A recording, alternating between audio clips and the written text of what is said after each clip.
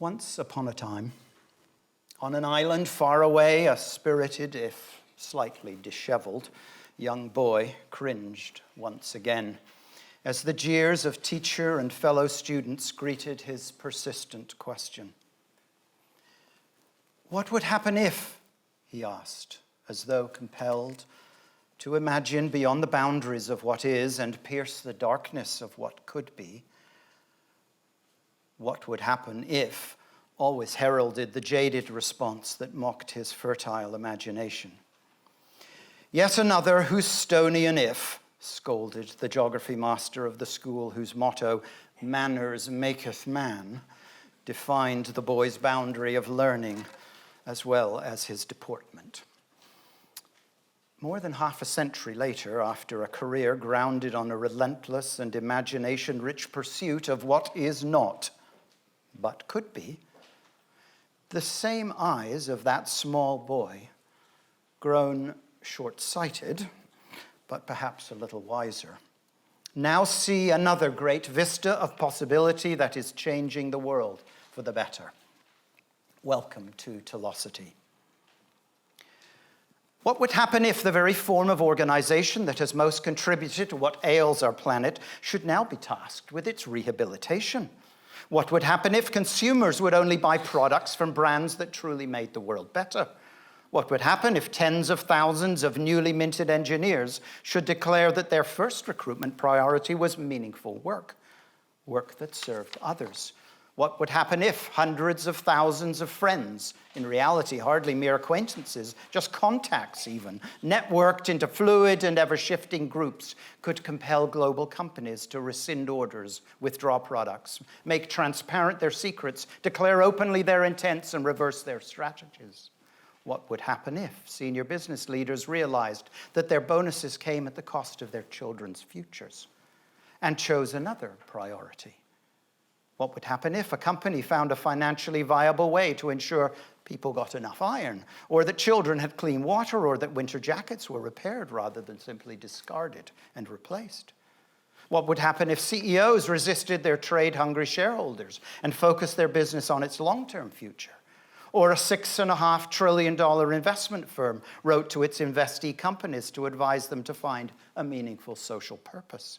What would happen if one man led the charge to mobilize hundreds of people and millions in resources, not to mention the business he ran, to serve and welcome refugees? What would happen if businesses were started to move others to experience the good of giving, or a family of restaurants encouraged local eating, or a brewery was different because it was carbon neutral? What would happen if entire business schools were dedicated to raise up social entrepreneurs and whole communities set out to ensure that no one was hungry in the midst of the abundance of good local food? What would happen if? All these are no longer merely the dreamy musings of a child's fertile imagination. They are the realities of today. The world of business is being fundamentally changed, one heart, one mind at a time. Welcome to Telosity. While I can only bear witness to the last 30 years of history in business, our shared story goes back centuries rather than mere decades. The seeds of the transformation that we see today were sown prior to the Industrial Revolution, before Liberty Bells and Mayflowers, in the radical thoughts of astronomers and mathematicians. Copernicus taught us that the universe did not revolve around the earth, while René Descartes opined, I think, therefore I am. And so the Enlightenment rationalism took root, spawning a scientific revolution and releasing a powerful force across the planet, the voracious firestorm of industrialization and the endless birth of new human creations. Reason became our dominant way of knowing, and before this epistemological juggernaut, all mystery evaporated. Quietly unleashed from the dark mills of England's industrializing north and the slave-fueled plantations of her colonies, economic rationalism became the theory of an era. Doesn't much matter how, the collective action seemed to say, making money makes sense. In this 19th century revolution, a mighty new testing ground emerged, and economic rationalism was set loose across the wide open plains of the uncharted Americas, where soon personal freedom and corporate personhood would be locked into the laws of the land, against the cautions of some like Alexis de Tocqueville, who noted that the liberty expressed as economic self-interest would somehow need to be balanced with the needs of society. But individualism was already in its ascendancy, enshrined by a durable constitution safeguarding individual liberties. 2 centuries later, the effects of such liberated individualism leave little doubt as to why the Austrian neurologist Viktor Frankl recommended that the Statue of Liberty on America's East Coast should be supplemented by the Statue of Responsibility on the West Coast. But I'm getting ahead of our story. For in this 18th century wildly creative miasma, with all the rights of personal freedom and liberty, the modern corporation was forged. With, as the US Supreme Court dictated in 1821, all the rights and freedoms of the person. This is the DNA of modern business. All the rights granted to the individual to pursue life, liberty, and presumably happiness. That's a good next quarter, but none of the responsibilities. The modern corporation became the epitome of economic rationalism, and what a ride it has had. By the end of the last century, it was hurtling along, later fueled by the post-war World War recovery and the clever pivot during which the swords of war were hammered into the plowshares of consumerism, and the industrial machinery of war found new outlets for its manufacturing prowess. Fueled by the imagination of Madison Avenue, advertisers reshaped generations into 20th century consumers. And quickly, the dark days of war times, rationed just enough, were drowned by the frothy cries of more. And when meager personal savings ran out or were inflated away in the 70s, debt paved the way to still more pursuit of the ever-elusive happiness. It was the burgeoning heyday of boomers and brands, and the corporations were in their ascendancy. And by the time I came on the business scene in the early 1980s, growth was still expected, still quite profitable, primarily because the tools of a quality revolution in Japan were slowly drifting across the Pacific. Eschewed by their US colleagues, quality innovators Deming and Duran found a willing audience in the Japanese who needed a competitive edge in both automobiles and emerging consumer electronics industry, both mainstays of the consumer revolution. Their success disrupted the US car industry mightily, and by the time I entered the hallowed halls of the seemingly still thriving Kodak in 1991, quality was the buzzword of management science. 17 years for me at the heart of one of the greatest corporate failures of modern times teaches you something. But that's another story. I can smell failure a mile away. Deming, whose skills were honed on the efficient manufacturing of missiles, introduced the tools that gave the world the Toyota production system. And the science of optimizing production was fully launched. For the decade of the 90s, the furious elimination of waste fueled the ability of countless businesses to keep their shareholders happy with earnings growth, even as revenue growth grew sluggish. The powerful demands of shareholder value maximization, that's the Bible, had a partner in efficiency and cost elimination. As the corporation became more and more expert in just one simplistic, wonderful task, making money. And they were damn good at it. Still are, it turns out. But something is different now. It was not enough, not by far. As is often the case with the turn of the century, a little reflection seemed to take hold of all of us after we'd woken up on the morning and discovered the lights were still on. Something was not right. We had reaped the collective dividends of 50 years of relative peace and prosperity, and we had all the stuff that money could buy and invent, and yet happiness seemed often elusive. An angst began to take root in the Western psyche. More and more rivers ran foul and needed cleanup. Farmlands eroded and were laced with toxic chemicals. The oceans, once endless, seemed diminished, full of plastic, perhaps even rising, and something deeper, more fundamental, seemed to be amiss in the profligacy of Western wealth. The problems were not just environmental. All this wealth being generated was increasingly concentrated in fewer and fewer hands, which might not be a bad thing, but we don't seem to think it's a good thing. Social fragmentation and tribalism seemed to more extreme than the world had seen in decades. More and more decay of an ism, but there was something vital missing. For the first time in several generations, parents began to wonder if their children's lives would actually be better than their own. Boomers started to doubt the wisdom of their choices made earlier on, while millennials sought to remove all doubt of the foolishness of their parents' generation as the mountain of debt continued to rise to fuel the spiraling party of consumption. The wheels nearly fell off the bus in 2008. But we manufactured a little more fuel with the help of massive public debt and more recently with corporate tax relief. And as the collective angst grew more acute, expectations and behaviors began to change, and business was in the crosshairs. In his book, I Spend, Therefore I Am, management professor Philip Roscoe concludes his critique of economic rationalism. He says, humans are not distinctive because we truck, barter, and exchange. We're distinctive because we can treat others as persons, distinctive in our ability to empathize with, to commit to and understand one another, and to build relationships that are strong and mutually nourishing. Through its systematic assertion of self-interest, economics has undone our capacity for relationship.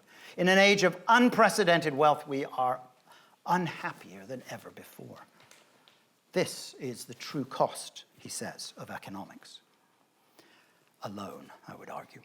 Ultimately, the person that has always resided within this constitutional shell that we call the individual has begun to once again declare what we all intuitively know, and that is that there is much more to being truly human than economic rationalism can ever deliver. As humans, we demand meaning, and we look to our institutions to deliver it, or at least we used to. Our political institutions are now often fueled by anger, gridlock, and tribal protectionism. Polarized political forces and short election cycles mean that the pendulum of power swings wildly, leaving our governments held hostage. In his new book, Stephen Harper suggests that people from somewhere are sick and tired of being dictated to by people from anywhere. Globalization may well be failing as an ideology. We will see. Meanwhile, educational institutions promise to equip the leaders of tomorrow for meaningful contribution and prosperous careers. This is the one I grew up in. Only to saddle their graduates with debt and are notoriously resistant to real systemic change. I grew up in this one, and my father has the scars to prove their resistance. Religious institutions, once the providers of transcendent meaning, are now in precipitous decline amidst the hubris of humanism and secularization, and are themselves tragically corrupted by historic abuses of power. And so, people turn to business. In many ways, the worst institutional culprit of the mess, and yet, perhaps, the most agile institutional form of all. For within business, we see an evolving response to the growing disquiet caused by decades of efficiency and excess. And this business response is taking root in radical and profound ways. As one of my CEO clients from Silicon Valley said to me a few weeks ago, it's a real person, he's a wonderful man, Chris, the new purveyor of meaning for our society is the corporation, which is why I am going to build another business. We just raised another round of $4 million in seed capital out of Sand Hill Road to pull it off. It's going to be a fun ride. Here, amidst the discontent of lost illusions and spurred on by the rampant hope of a long list of what would happen if coming to pass, is the birthplace of Telosity, a movement to harness the latent power of business to do something better than we've ever known to expect of it in the past, something more right for our society, far more than simply the absence of evil. It's not enough you have to pursue something good. But where do we start? As is so often the case, the marketers sniffed out the opportunity first, and brand builders started to notice that brands with social purpose did better. The brand as a powerful and valuable asset is a relatively new phenomena. And you can tell, the top one, anyone recognize the top one? IBM. Yeah, it's IBM, Smarter Planet. The next one, they got half of it right? But then the Gulf came along. That was a bit of a problem. And we're still not leaving home without them. The brand as a powerful and valuable asset is a relatively new phenomena, but it springs from, as Hugh will tell us, the most basic human element, and that is the human sense of identity. Who am I? What am I for? We all ask these questions, and they are the same ones that companies must now answer. What the marketers and brand builders instinctively know is that we are actually asking brands to be more, which requires far more than a social purpose slogan or a product line. In fact, demands the reshaping of who a business is, not just what it does. There is no kudos for purpose washing. Money, perhaps, but not integrity. At the same time that people began to demand sustainable products and brands that delivered meaningful social purpose, employees demanded meaningful work. Work that offered more than the mere transaction of employment and which made a difference in the world. That shift applied a similar pressure to the culture of a business that was exerted on the brand. And so Daniel Pink, in his book Drive, reminded us we wanted mastery, we wanted autonomy to go to work, but we also wanted meaning in our work. And for human beings, the most meaningful work always involves doing something for somebody else. In this age of authenticity and transparency, enabled, for right or wrong, by 24-hour news cycles, social media, and outlets, etc., like WikiLeaks, we demanded that the visible identity of a company, its brand, must be a true reflection of its more hidden identity, its culture. What brands promise simply must be true. Else the metaphorical pitchforks will gather in the town square of social media and set management teams and boardrooms aquiver, or worse, alight. What is it, though, that truly enables coherence and consistency of brand and culture? It is the fundamental cornerstone of any organization, its purpose. It is, in his almost mischievous book, long since sadly out of print, John Argenti provocatively asks, your organization, what's it for? To which he adds, but one other most fundamental question, and how are you getting along? Purpose and its measurement, he skillfully argues, are the hallmarks of any organization worth its salt. And far too often they remain unanswered. So, here we are at the crux of it. The identity of a business whose brand and culture must satisfy demands for social benefit and meaning simply cannot exist solely for shareholder value maximization.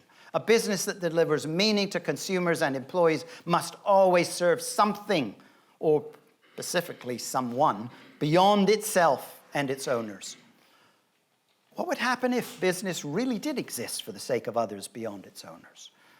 And we're starting to see the radical transformation of business, not in its abolishment in some Trotsky-esque kind of putsch, but in its transformation right before our eyes. And that is what Telosity is for, to inspire and empower leaders to put businesses to work for good.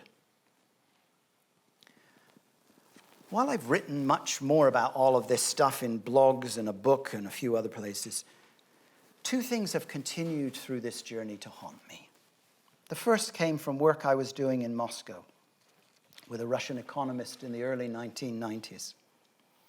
As Yeltsin's uneasy rule was being challenged in the streets of Moscow, literally, that day, and in the occupation of what was referred to as the Russian White House, some of you may remember the news pictures.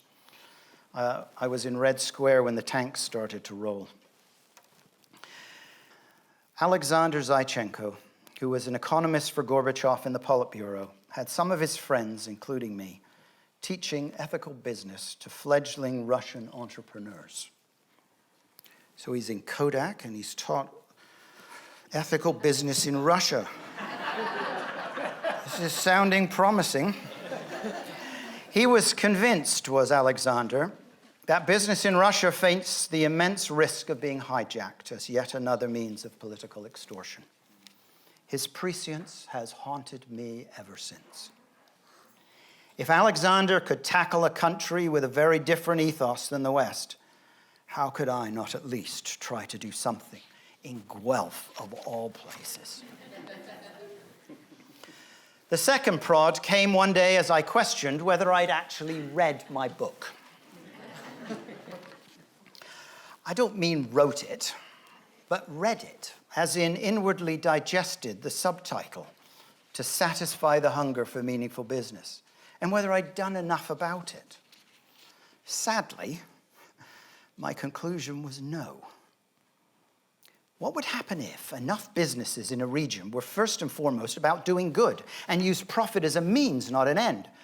What would happen if there was a measurable impact on the quality of life and character of business in that whole region and the people who called it their home? What would happen if all the independent people like those gathered in the room right now and organizations doing this vital work of putting business to work together for good came around a shared purpose? What would happen if together that group became intentional, smart, purposeful about the way we attract capital, raise up entrepreneurs, transform our businesses, cultivate sound governance, and engage our communities? What would happen if our region was the place in Canada where this movement towards social business thrived and flourished like no other place? Why not here? Why not now? What would happen if? That purpose, to make our region a thriving hub for social business, maybe needs some kind of organization. One that was trans-institutional, not wedded to anybody's agenda, but just wedded to its own. Committed to only one agenda, the transformation of business in a region. This organization must be able to raise capital, attract donations, generate revenue, make profit to further enable its purpose, receive grants, hire staff, get audited, even pay taxes, and in so doing, create lasting value for our region. It needs to be really what it advocates that others become and create. And if there was ever a place where this might actually be possible, it's here. And Mike, that's not a political statement. That is simply a statement of this place's willingness to go offside and do wonky stuff. On this different colored island on the provincial political map where we have already spawned the highest concentration of B Corps in the country, it's the provincial headquarters of the co-op movement. A slew of companies are already well developing a social conscience. Maybe it's just something different in the water here. Those of you who are Asterix fans, this comes to my mind. You may remember the image. What is it about this place standing against the banner of Rome? A former colleague and mentor of mine once said to me, "Chris, there's no better market research than an attempted product launch." Dangerous stuff, I know. So, here we are, all of us now, you too, in the middle of just that, attempted product launch. Actually, it's the launch of an entire organization, which is either going to get off the ground or not. I'm kind of fine either way. The alternative is sitting by the Grand River watching it float by, which some days is pretty appealing. So, what would this thing look like? Well, our purpose for Telosity Guelph is pretty simple: to satisfy the hunger for meaningful business in this region. And it'll begin to happen when a critical mass of businesses, I suggest maybe somewhere in the neighborhood of 30 to 40% of them, is enough to hit a tipping point, to borrow a phrase of a certain Elmira writer. And each of them have some kind of defined and measured social purpose. Some will be way north, some will be part north. The question is, are they all enough of them moving? So to do it, I envision a fairly lean organization with some key partnerships. And to succeed, we've got to overcome two basic challenges. First of all, we've got to grow enough of the new kinds of businesses. And secondly, we've got to transform enough of the ones we already have. For the first challenge, we're going to need to become the go-to place for social business entrepreneurs and the impact capital that will fuel them. If Creative Destruction Labs out of Rotman, and they're franchising across the country, can see 400 new enterprises a year, and I know it because I've seen the numbers, we need to see a substantial majority of the social entrepreneurs that are active in Canada, or in Ontario at least. It needs to be foolish to go anywhere but here, both to start a social business and to look for investing in one. Funding, training, incubation, housing, market development, all are essential for an ecosystem that will duplicate what Silicon Valley South or North does for technology businesses. In some cases, Telosity may adopt the CSR initiatives of businesses that we can help grow them to scale when they outstrip corporate budget restrictions. Lots of executives caught in the trap of they can harvest about 2 or 3% of their P&L, but they can't push it further because of shareholder limitations. We need to be able to take those projects, some of which are incredibly successful, and give them a home and help them grow beyond what they can within the corporate environment. We know what it takes. This nurturing of emergent, purposeful enterprises just needs to happen here, more and better than anywhere else. And by here, I mean there, even though you're in Halton County at the moment. To support courageous, I'm barely across the line, so give me a break. To support courageous business leaders in transforming their existing businesses, we're also going to need service businesses that get it, that will not sell out for purpose-washing projects, and that have the skills to help leaders transform their companies into financially sustainable and purposeful enterprises. That's what the Telosity Guild is for. A nascent, emergent idea, a group of people who simply want to work together to help businesses get it right. Telosity Guelph will need governance, not of the de facto representative sort, but rather wise stewards of its purpose and themselves innovators of governance for social enterprise. We have the opportunity to write the governance manual on social enterprise, literally. My friend Raoul Bardwaj is here, president of the ICD, Institute for Corporate Directors. This can happen here. It should come from nowhere else. The opportunity is ours to lose, or chase, deliver. Movements have members. And because this has to be a movement both in and of a community, I think there needs to be a membership component. What benefits? For what fees? I can only imagine, and you're going to help me figure it out in a little while. And it's why I'm going to ask you to join by telling us what you'd want and how much you'd pay, personally. Individual memberships will help fuel independence. It actually doesn't matter what organizations do. It matters profoundly what individuals do. So Telosity belongs to all of us, not the agenda of any one institution. Besides, all real change is personal. It's not institutional. We each need to decide for ourselves, not for others. I call it metanoia, and it is the fundamental ingredient of real system change. It is first and foremost personal. Since money is usually where most things get in trouble, I suggest that personal wealth creation isn't feasible within Telosity, the organization, and that the fiscal transparency is absolutely essential. Guild members, like other members, run their own organizations as they see fit, but Telosity has to be fully transparent on revenue and expenditures. And if ever of adequate scale, that'll be the day, publicly audited. Some other functions that I think are going to be important that will support learning. We've got a whole pile of classrooms to serve, both in the school system and later into the universities, whether through curriculum development for young social entrepreneurs, young and old, or through communications as publishing. I think we got stories to tell, and we need ways to be able to do it. Peter Drucker once wisely intoned that plans are only good intentions unless they immediately degenerate into hard work. It's a saying not unlike a phrase often attributed to evangelist Billy Graham, who famously said every time he preached, "I'm going to ask you to get up out of your seat." I won't ask you to do that. Well, not far off, actually. It will take a lot of hard work for many of us to create a new organization, if it's a sensible thing to do, and galvanize an already burgeoning movement in this region. The feedback that we've received from many of you as we put this event together is that some cohesion would help those of us working in this space, and that a shared effort would multiply our many individual efforts, and that a meta brand for our local movement would mobilize even more resources. I know only too well from personal experience that it can be hard and lonely to do good work within our own chosen spheres of influence. Good business is tough to do well. So, immediate next steps, I think, involve building a board, raising some capital, building a membership, shaping a brand, and catalyzing the constructive collision of capital and ideas. Tonight, now, there is much that we could probably talk about and should at some point, perhaps even soon.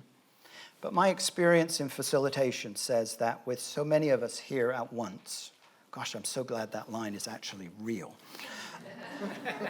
A group conversation, that would be awful if there were only 3 people, wouldn't it? A group conversation is a highly inefficient way to engage the best of your creative minds, and also probably too soon. This takes some digesting. It's been giving me heartburn for a long time. So I suggest some reflections required to really give an idea some life. And in fact, much better, I think, to have each of you consider what you've heard and answer maybe some personal questions in your own mind before we can shape these rudimentary notions that I've given. Like, would you personally unite behind some kind of shared purpose? Should we? Is this a good idea? Is it a terrible idea? Should I just go back and relax and watch the Grand River float by? Would we, each doing our own part, but would we multiply our efforts through some kind of cohesive movement that perhaps is something like what I've described? Could many talented people come together to create something bigger, something even better than we're already doing? I don't know, but we'll find out. But rather than talk about it, which can and may happen over the months ahead, I'd like to suggest that for the next little while, we just experience it. We watch this cohesion happen. Study what a group of incredibly capable individuals, skilled in their discipline, as we each are in ours, to see what they can create together that none of them, acting alone, can possibly bring to life. So for the moment, all I ask is that you listen, enjoy, and try to figure out how these people do it.